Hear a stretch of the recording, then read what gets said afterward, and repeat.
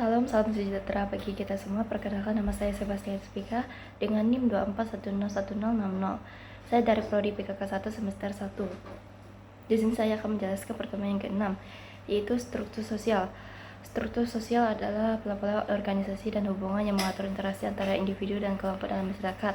Di sini ada komponen struktur sosial. Yang pertama, status sosial. Yang kedua, peran sosial. Yang ketiga, kelas sosial. Dan yang keempat, kelas sosial. Yang kelima, institusi sosial. Yang keenam, norma dan nilai sosial. Fungsi struktur sosial. 1. Mengatur interaksi sosial. Proses menentukan aturan, norma, atau pedoman untuk mengarahkan cara individu atau kelompok interaksi satu sama lain dalam lingkungan sosial. Yang kedua, menjaga keteraturan stabilitas, upaya untuk mempertahankan keadaan masyarakat yang tertib, harmonis, dan berfungsi dengan baik. Yang ketiga, mempermudah sosialisasi, upaya untuk menciptakan kondisi dan lingkungan yang mendukung interaksi positif antar individu. Yang keempat, menentukan akses ke sumber daya dan kekuasaan, untuk mengatur bagaimana individu atau kelompok dalam masyarakat dapat memperoleh dan menggunakan sumber daya, seperti uang, informasi, dan infrastruktur, serta kekuasaan, kemampuan untuk mempengaruhi atau mengontrol keputusan.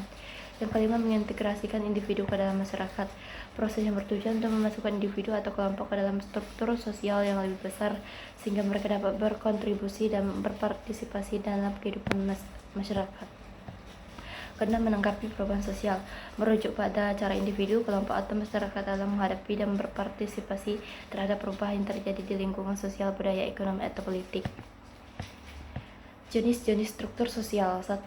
Struktur sosial formal, merujuk pada sistem yang terorganisasi yang terstruktur dalam masyarakat, yang mencakup institusi, kelompok, dan hubungan yang diatur oleh aturan, norma, dan peran yang jelas. Contoh: organisasi kemahasiswaan, himpunan mahasiswa, organisasi yang mewakili jurusan tertentu, berfungsi untuk menampung aspirasi mahasiswa dan menyelenggarakan kegiatan akademik dan sosial. Dosen dan staf akademik. Dosen memiliki peran sebagai pengajar dan pembimbing akademik yang berinteraksi dengan mahasiswa untuk mendukung proses belajar. Staf administrasi bertanggung jawab untuk pengelolaan administrasi kampus seperti pendaftaran, keuangan, dan pengelolaan data mahasiswa. Kedua, struktur sosial informal, merujuk pada jaringan dan hubungan yang terbentuk dari individu dan kelompok dalam masyarakat tanpa adanya aturan atau regulasi resmi. Contoh: persahabatan, hubungan antara mahasiswa yang terbentuk berdasarkan kesamaan minat, pengalaman, atau latar belakang yang menciptakan kedukungan sosial dan jaringan sosial.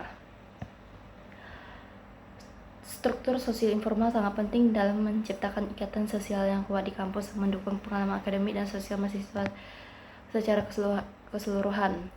Kesimpulan: struktur sosial merupakan kerangka yang mengatur interaksi dan hubungan antara individu dan kelompok dalam masyarakat. Struktur ini dapat dibedakan menjadi dua jenis, yaitu struktur sosial formal dan struktur sosial informal. Masing-masing memiliki peran dan fungsi yang berbeda namun saling melengkapi.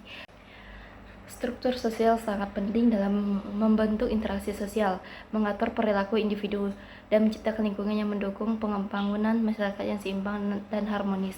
Keseimbangan antara struktur sosial formal dan informal memungkinkan individu untuk berfungsi dengan baik dalam masyarakat, meningkatkan kesejahteraan sosial, dan mendorong perkembangan yang berkelanjutan.